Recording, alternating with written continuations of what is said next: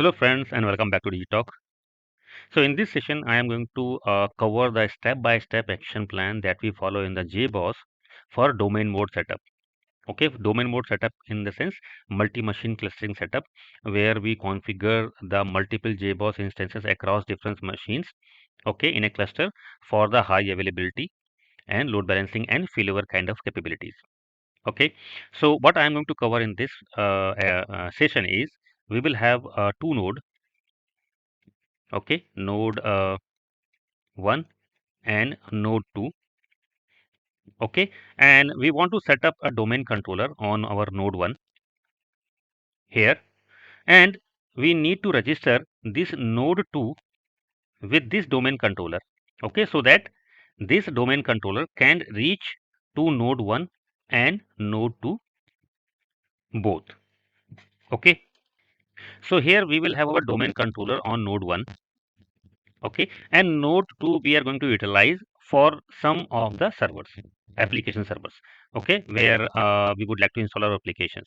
Now this is our domain controller host, okay, but apart from that we can configure server here as well. Okay, so we can configure one server here and one server here, or we can configure multiple servers here and multiple servers here as well for the applications. Okay, but it's a secondary part, like to create the server group and then create the servers inside the server.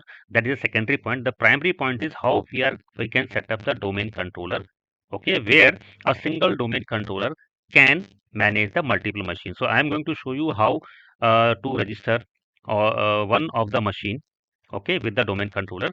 The same process is applicable for the multiple machines. If you have multiple machines in your cluster, okay, so you can follow the same process what I'm going to explain you here to register your multiple machines as well with the domain controller.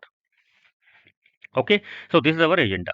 Now for two node setup, okay, or you can say to register a particular node with the domain controller, okay, we have a certain step that we need to follow. That means we need to do certain kind of a configuration changes in some of the XML files, and specifically when we talk about the configuration, it is the main host file, or you can say host controller file, host controller file.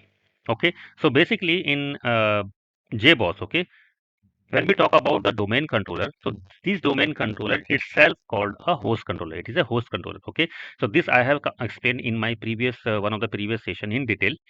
Okay, about the JBoss. So you can search in our channel for JBoss string, and then you will get the multiple sessions and look for the latest one. Okay, so there I have explained complete details about this host controller, process controller, and everything. Right. So basically, what we discussed there, in every host we have two process, host controller and process controller. So this process controller always look for the host controller controllers. If this host controller is down, your process controller automatically bring it up. So this is just a monitoring process for the host controller and to restart it automatically if it's down.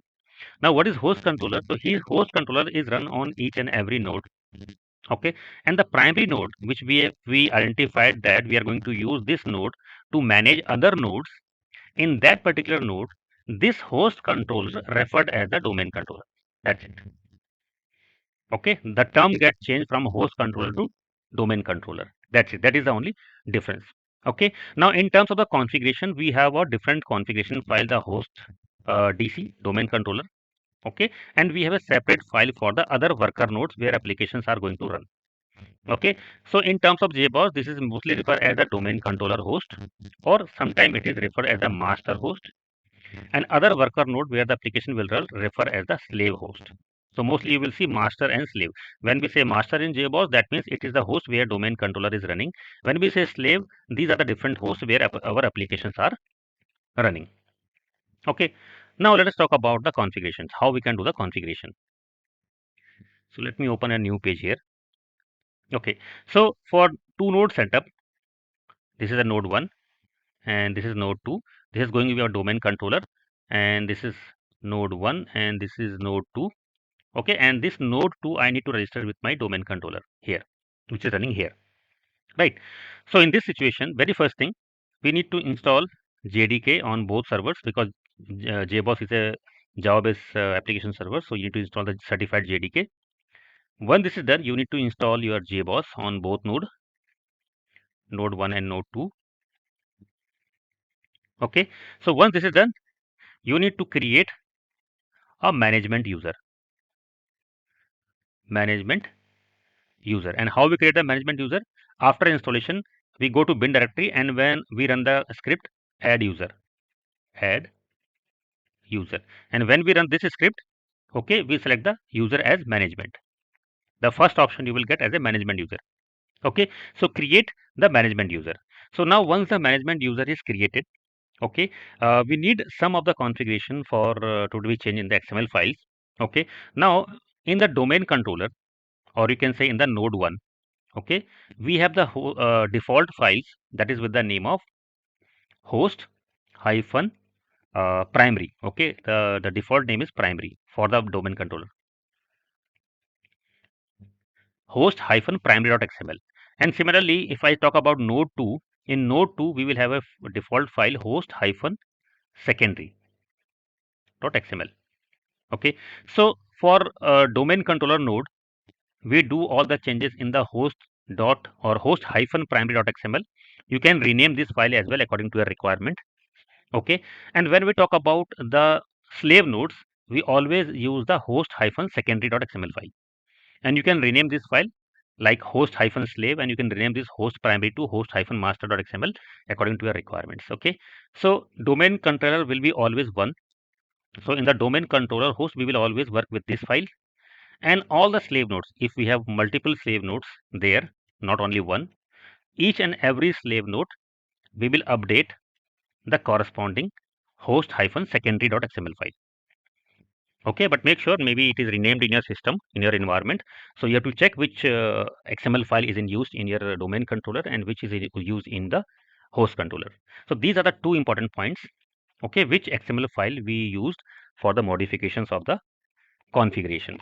Now, what kind of a configurations we do in this? Let me explain you. So first talk about the domain controller XML file.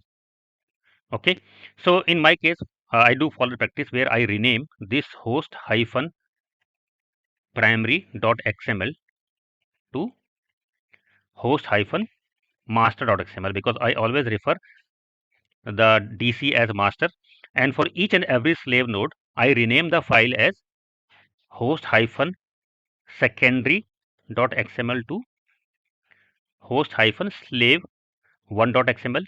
For second node, I rename it as slave 2.xml. For third node, I rename it as slave 3.xml, something like this one for each slave nodes. Okay, so I have renamed it to host hyphen master.xml in my case. Okay, after that, open this file. Okay, once you will open this file, okay, you will see a tag at start of the file name. So I change that name to master, because I always want to refer my DC as master. Okay, so by default the value will be primary. Okay, so the very first thing do I change the name to master from primary. Okay, and then second thing is you will see the IP address for the management. IP address for the management. Okay, so by default it could be 127.0.0.1, which is the loopback local loopback IP address, right? So if this is a this IP is there, okay, then your remote machine, slave machines will not able to contact with this address. So you need to change it to the actual IP. There are certain other workaround as well. When we start the servers, we specify, we bind it to the different IP addresses. That option is also available. But good thing is that good way is that you can change it in the configuration file itself. So management IP address change to actual IP address of your machine. That means node 1, because my DC will be on the node 1. These are the two configurations that you perform in your host hyphen master.xml, which is the copy of primary file. Change the name. Second, change the IP address of the management tag to the actual IP of your machine, and then you can start your domain controller. And to start the domain controller, we use the domain.sh in the Linux and .bat in the Windows. Okay, and with this command, because we are going to use this particular file for startup, so we can give the hyphen hyphen and then our configuration file. There is syntax for that when we start the services for the domain.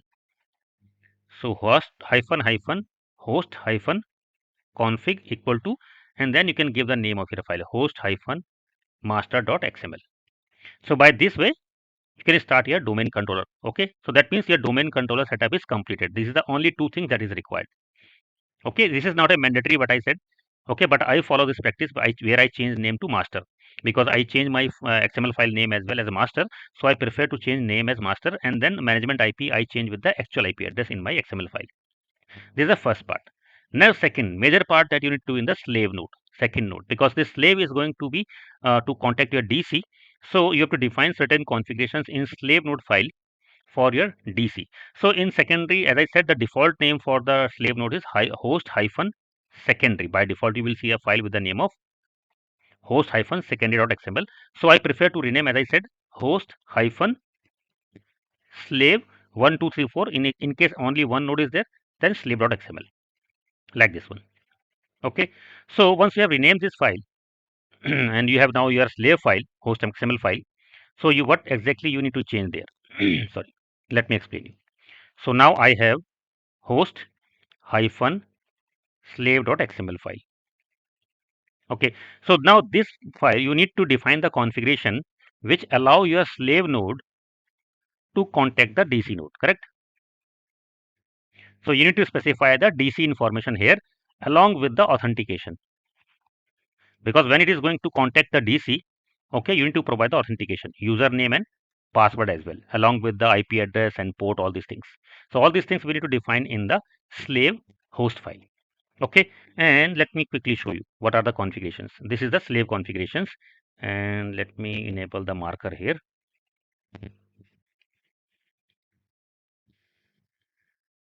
Okay. Right, so this is my slave configuration. Okay, so these are the steps I have told to you. I rename these two host secondary to the host slave file .xml. Okay, then very first thing what we do, you will see there is no name tag here in this particular file. So we add a name as slave. This is second thing what we do after renaming. We add a name, and to name we specify the slave. And if you have a multiple slave where you have slave 1, slave 2, slave 3, slave 4 kind of things, you can rename it slave 1, slave 2 accordingly, depend on your number of servers. Okay, after that you have to disable the management portal or management console, right? Because our management console will be of the DC one, right? Because every JBoss installation has a management console which automatically start on 9990 port, right? 9990 port. And now because we are going to manage this particular slave with the help of our domain controller, so our single admin console will be the domain controller admin console, and we don't need the admin console in the slave node. So for that, what we do, wherever you will see this information for the port 9990 default one, okay, you can change to any other value from 9990 to any other value. So we have changed 9989. So now this will disable the management console here in the slave node, because that is not required, right? And then inside the domain controller tag, we need to specify the domain controller to which this particular slave is going to contact. Okay, so here you will have a master address. So in the master address, you add the IP address of your domain controller, right? And once this is done, you need to change this master discovery name to whatever the name that you have given to your master in the file. So if you remember, in the domain controller master file, we have updated the name as master, right? So same we have to give here, static discovery name as master, whatever the name that you have. If you have not renamed your to master, you are using the default one, which is the primary. So make sure the value is primary here, right? And the last important thing apart from that, okay, security authentication. But before that, let me tell you the snapshot after changing. So this is the domain controller tag. Okay, so if you see here, this is the static discovery name, which is master in our case. Okay, and then these are the default settings, and then here you will see the primary address to which this is the IP address of your domain controller. Okay, and this is the port for your domain controller. So this is the tag for domain controller. That means you need to specify the domain controller details here. So if you are using a different port for the domain controller, then make sure to change it here. The default is 9990. Okay, so this is the important thing. And apart from that, as I said, you need to change the authentication as well, right? So for authentication, what exactly you need to change? So this is the authentication scheme that you need to change. Okay, and let me explain you this as well quickly, what we are changing here. So this is the default authentication scheme. Okay, so here we need to add this particular line for the authentication, and here we need to provide the username and a password. This is the username and this is the password.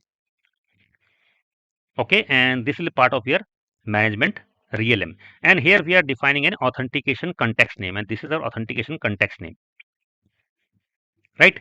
And once this value is defined, okay, inside the domain controller, we need to call this particular authentication context. And that means you need to change, or you need to add this remote authentication tag in your domain controller. Okay, whatever the domain controller tag we have seen, in that you need to add this, call this particular authentication context. Okay, and apart from that, you can change the loopback 127.0.01 local address with the actual IP address of your machine, of your slave node. Okay, because when you are going to start it, so it will bind automatically on your default IP of the machine. Okay, and after that you can start your slave node. So these are the specific configurations that we do in the slave configuration. So overall, what we have seen so far, the important thing to understand here, what are the different XML files that we use in the domain controller and then the slave node, and what are the important configurations that we do specifically in your slave controller node, because your slave is going to contact the DC. So for that you need to define the multiple configurations, as we have seen: authentication, security, and then some of the management IP, and then your DC management IP and the port as well, right? So now hope this process is clear to you. So I will post the execution in some time, even though I have posted one session earlier as well. You can search in our channel. Okay, but one more concrete session I will execution session I will post in some time in the near future.